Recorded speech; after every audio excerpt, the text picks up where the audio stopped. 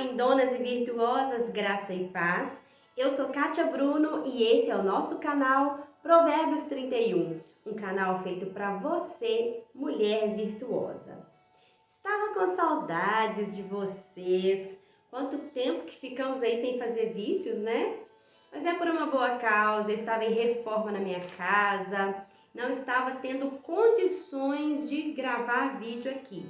Já gravamos aí o primeiro vídeo no quadro Mãe e Filha na Cozinha, que saiu ontem no canal. Você que ainda não assistiu, vai lá para você assistir. Nós fizemos uma receita de um bolo maravilhoso. E aí as receitas voltam agora toda terça e quinta-feira. E nos demais dias nós teremos vídeos com reflexões, com indicações de filmes, de livros, uma palavra de ensinamento para as mulheres. Voltamos então com tudo, com o nosso canal que é feito para você, mulher virtuosa. Hoje eu quero trazer uma palavra de reflexão para você, mulher, que está buscando a restauração do seu casamento. Quem já está mais tempo aqui comigo já conhece aí o meu testemunho daquilo que Deus fez no meu casamento. O Senhor restaurou o meu casamento após quase 3 anos de divórcio. O Senhor restaurou e todos os dias o Senhor tem trabalhado nas nossas vidas dia após dia. Nós temos um grupo no WhatsApp que é exclusivo para mulheres que estão em busca de restauração do casamento. Então, se você quiser participar, manda um eu quero aí nos comentários que eu te mando o link para você poder participar conosco. Hoje a palavra que eu quero trazer, ela está no capítulo 2 de Oséias, a partir do versículo 5 até o versículo 21. A palavra de Deus, em todo o livro de Oséias, é muito interessante que Oséias ele profetiza não só com palavras, Oséias ele profetiza com a sua vida também. Deus manda ele fazer várias coisas e o mais interessante do livro de Oséias é o casamento dele. Deus manda então que ele se case com Gomer, que era uma prostituta da época. E o Senhor então, através do casamento de Oséias, ele quer ensinar ao povo o amor grande que ele tem pela nação de Israel, que é nesse livro considerada a sua esposa. O Senhor ele começa fazendo uma comparação de Israel como uma prostituta, usando a própria vida do profeta Oséias e da sua esposa, o seu casamento. Lá no Novo Testamento, o apóstolo Paulo, em Efésios capítulo 5, ele fala que grande é o mistério do casamento, que é uma comparação de Cristo e a igreja. Então, em toda a Bíblia tem texto citando a comparação do casamento como Cristo e a igreja. Por isso que eu entendo que no mundo espiritual há uma batalha tão grande, tão travada, para que as famílias, para que os casamentos sejam destruídos. Por quê? O casamento, ele deve sim ser o modelo de Cristo e a igreja. O próprio apóstolo Paulo, ele deixa ali os ensinamentos de como que a esposa tem que agir para com o esposo e o esposo para com a esposa, assim como Cristo e a igreja. E essa história de hoje que eu quero trazer para nós, aqui, a partir do versículo 5 em diante, fala de uma noiva que se esqueceu do seu noivo. O Senhor ele fala que a nação de Israel, ela se prostituiu com os seus amantes, ela se esqueceu do seu esposo, ela se esqueceu de que quem supria ela era o esposo e foi atrás dos seus amantes, foi atrás dos presentes e distribuía para eles aquilo que ela havia recebido do esposo. Ele fala que supriu ela de todas as suas necessidades, vestiu, deu comida, deu casa, mas mesmo assim ela o abandonou. E aí lá no versículo 19, no versículo 9, melhor dizendo, o esposo, ele tira tudo daquela esposa. Ele tira tudo dela e leva, lá no versículo 14, é o versículo mais lindo desse texto.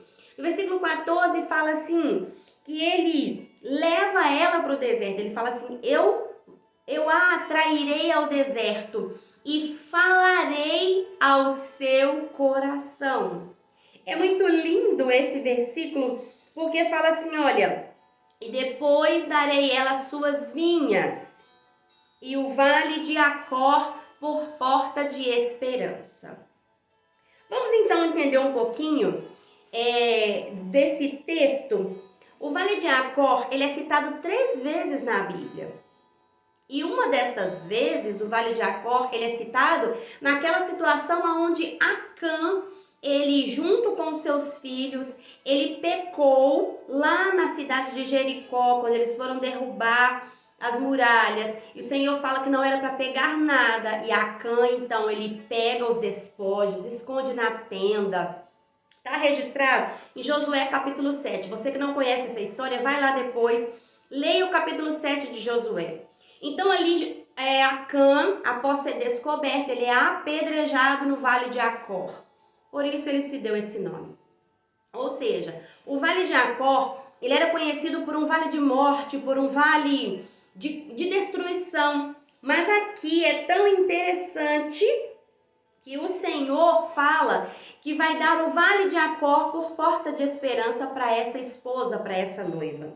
O vale de Acor, ele era conhecido por causa da destruição, onde um homem, por causa de sua idolatria, sua cobiça, sua avareza, o leva a desobedecer uma ordem expressa de Deus. Mas aqui o Senhor traz aquele vale, que significava, resumindo todo o significado do vale de Acor, significa confusão, infelicidade e desgraça. Mas o Senhor, ele dará à sua noiva o vale de Acor por porta de esperança. Olha o que eu entendo com isso. Porta de esperança. Em João capítulo 10, versículo 9, o Senhor disse que ele é a porta. Jesus, ele disse que ele é a porta. O que eu acho maravilhoso o texto, porque a gente vai fazendo links de um texto com o outro, e quando se fala de uma restauração de um casamento, eu quero trazer isso bem claro para nós hoje. Quantas mulheres, elas abandonaram o Senhor? Eu sei que não tem só mulheres me assistindo, eu sei que não tem só mulheres aqui buscando a restauração com o marido fora de casa, tem muitas que o marido estão dentro de casa, muitos homens também, que o Senhor tem levado esses homens, essas mulheres para o deserto, para ali falar ao seu coração. Sabe por quê? Porque essas pessoas, antes de serem casadas com seus cônjuges, nós antes de sermos casados com os nossos cônjuges, nós somos a noiva de Cristo. E quantas vezes, o que acontece? Quantas pessoas se prostituíram espiritualmente, e eu quero trazer isso para o mundo espiritual, para a vida espiritual, quantos se prostituíram, colocando ídolos no lugar do Senhor?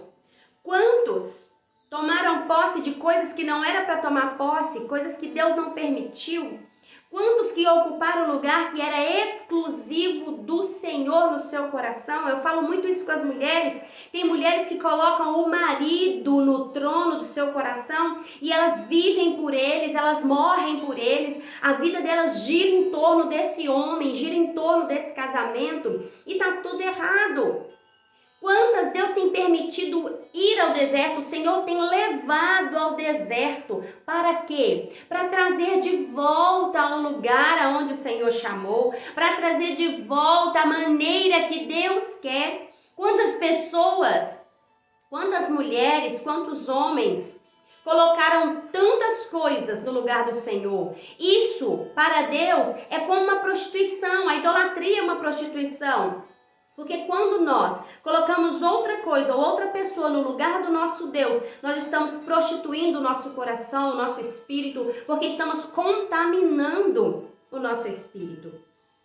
E muitas mulheres, eu entendo e tiro isso por mim, Deus me trouxe de volta ao lugar que Ele queria, foi lá no deserto. Foi quando eu estava lá no deserto, quando eu estava no meio de uma separação, no meio de um divórcio, foi que Deus me trouxe de volta. Mesmo eu já estando à frente de um ministério, mesmo eu já estando há tantos anos diante de uma igreja, eu estava colocando tudo no lugar de Deus, inclusive a obra do Senhor. Ela estava no lugar, ocupando o lugar que era do Senhor no meu coração. Então Deus me permitiu, Deus me levou ao deserto para falar ao meu coração. E aquilo que era confusão, aquilo que era infelicidade, que era desgraça, Deus converteu por porta de esperança. E é isso que o Senhor Ele quer fazer. Ele quer fazer do seu vale.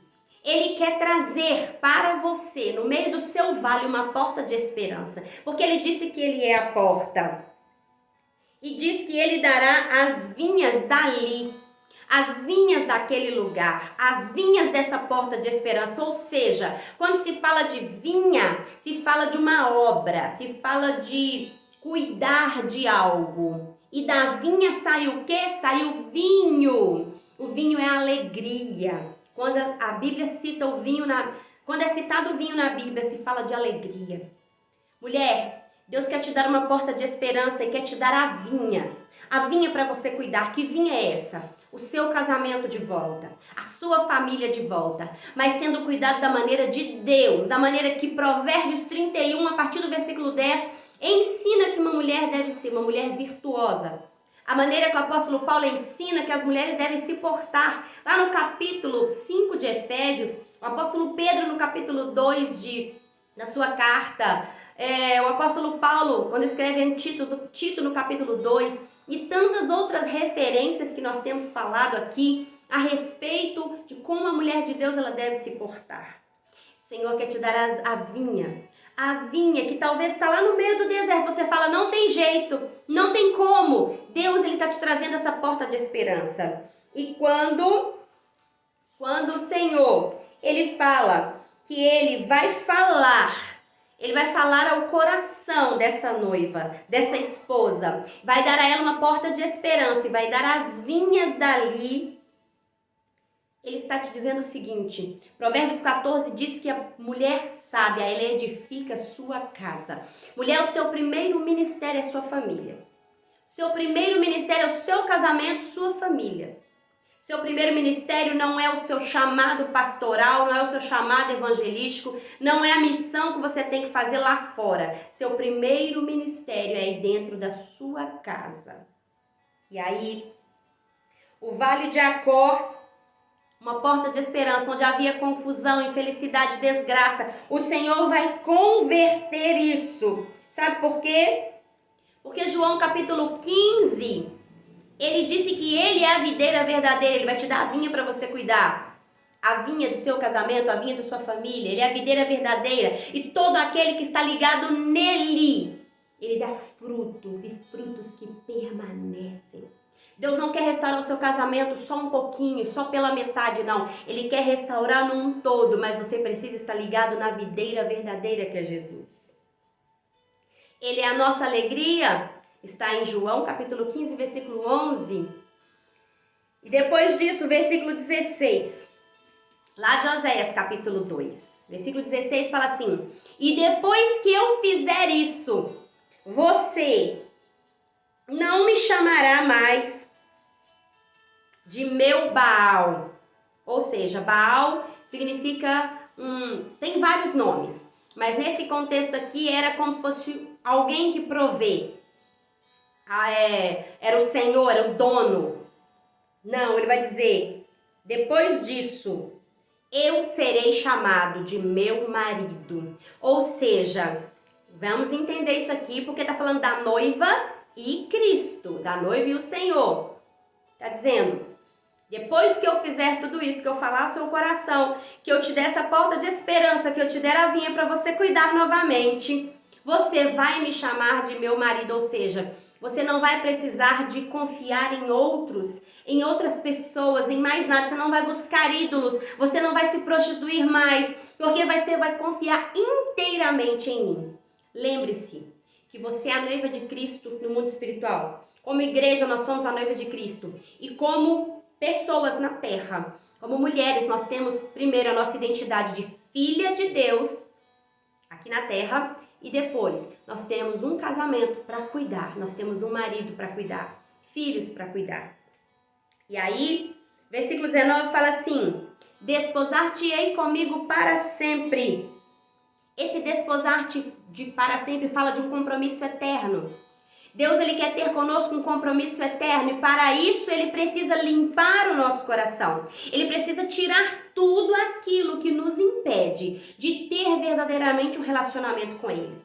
Eu converso muito com mulheres que falam, eu vou desistir, não está adiantando orar, não está adiantando fazer isso ou aquilo. Mulher, concentra naquele que jamais te abandona, que é o Senhor.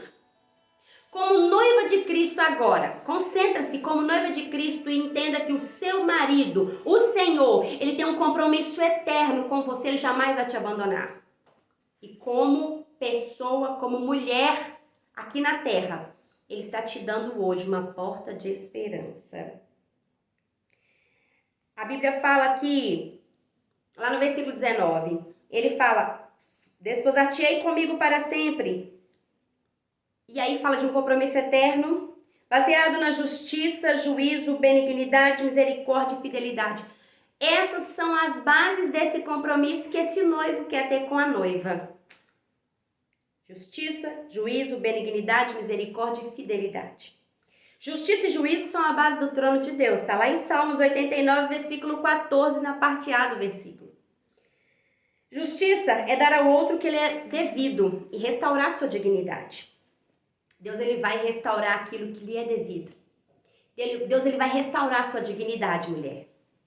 Juízo é executar a justiça, que significa condenar ou absolver.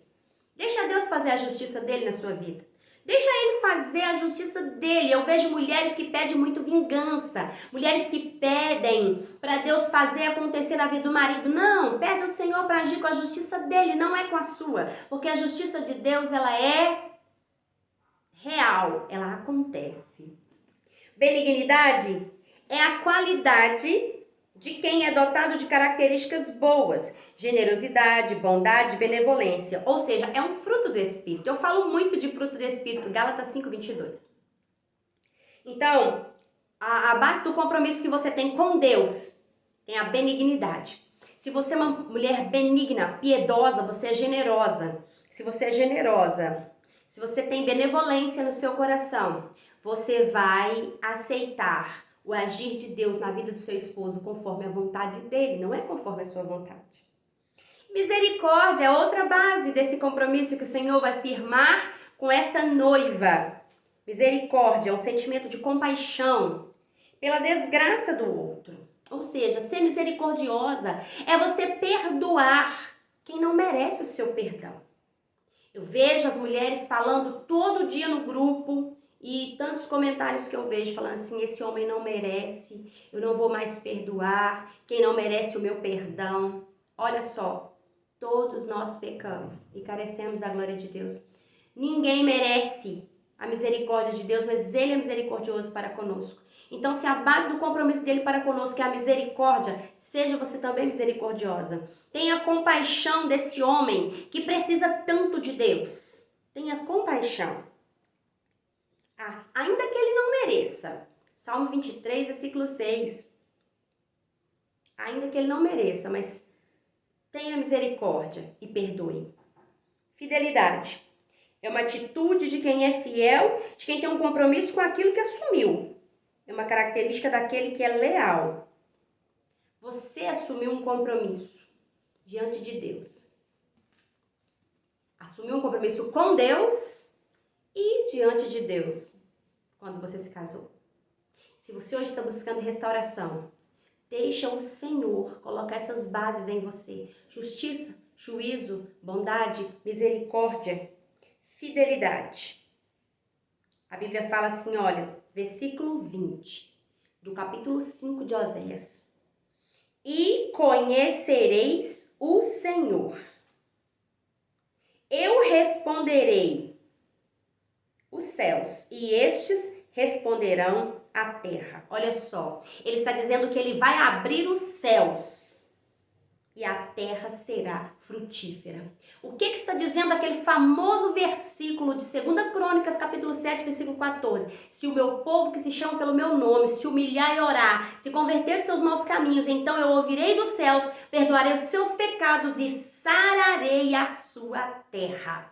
Glória a Deus. Então, essa é a palavra que o Senhor tem para nós hoje. Nós responderemos a Deus na terra como um exército de mulheres que entenderam esse propósito. Elas entenderam o seu chamado. Elas entenderam que antes de ser esposa aqui na terra, antes de ter um marido aqui na terra, ela é a noiva de Cristo. Ela tem um compromisso primeiro com o noivo, com o Senhor. E através deste compromisso, Ele vai nos ensinar, Ele vai nos restaurar, vai nos trazer de volta toda aquela que por algum motivo saiu do propósito, saiu da posição, do chamado que Deus a colocou. E muitas vezes não saiu, não foi nem para as coisas do mundo, às vezes foi até para as coisas que são chamadas a obra de Deus.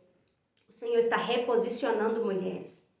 Deus está reposicionando um exército de mulheres que vão lutar por suas casas, por suas famílias, pelos seus casamentos. Mulheres que serão noivas fiéis, que têm um compromisso com o eterno, baseado na justiça, no juízo, na bondade, na misericórdia e na fidelidade. Os 5 pilares do compromisso que nós temos com Deus. Aqui nesse texto. Você que ainda não conhece a história de Oséias, leia todo o livro, é um livro pequeno, um livro assim que faz as analogias da comparação do casamento do profeta com o Senhor e sua noiva, a nação de Israel naquele tempo. Hoje também nós fazemos parte dessa noiva de Cristo. Cristo já nos redimiu, já nos resgatou. Então, eu te convido a ler esse livro, eu te convido a ler todo esse capítulo e as referências que eu fui falando aqui, depois você anota aí e leia de novo. Você que ainda não assistiu o meu testemunho, o link tá aqui nos cards para você assistir. Aí tá também lá na descrição desse vídeo para você assistir, para você ver como Deus pode fazer. E tem mais testemunho para eu contar aí, viu? Tem mais testemunho. Quem já me segue lá no Instagram, quem já segue lá o Instagram do canal, tem o meu Instagram pessoal que é @KatiaBruno _Provérbios _31. É esse aí que está sendo listado. Tem também o Provérbios _31.10, que é o Instagram de toda semana, né? Não estou conseguindo todos os dias, toda semana eu trago lá uma palavra concernente ao casamento, concernente à família. E é isso aí. Se você gostou desse vídeo, compartilhe com pelo menos 3 amigas. Eu tenho certeza que você conhece alguém que precisa ouvir essa palavra, que precisa entender que o seu primeiro compromisso é com o Senhor. E assim, Deus vai lutar com você pela restauração do seu casamento. Deus te abençoe. Já ia me esquecendo. Se você ainda não é inscrito no nosso canal, se inscreve. Não esquece de deixar aí o seu joinha. Não esquece de comentar, de compartilhar esse vídeo, porque isso ajuda muito o nosso canal e nos ajuda então a levar para mais pessoas essa mensagem de esperança. Deus te abençoe, um grande abraço e até o próximo vídeo. Deus te abençoe.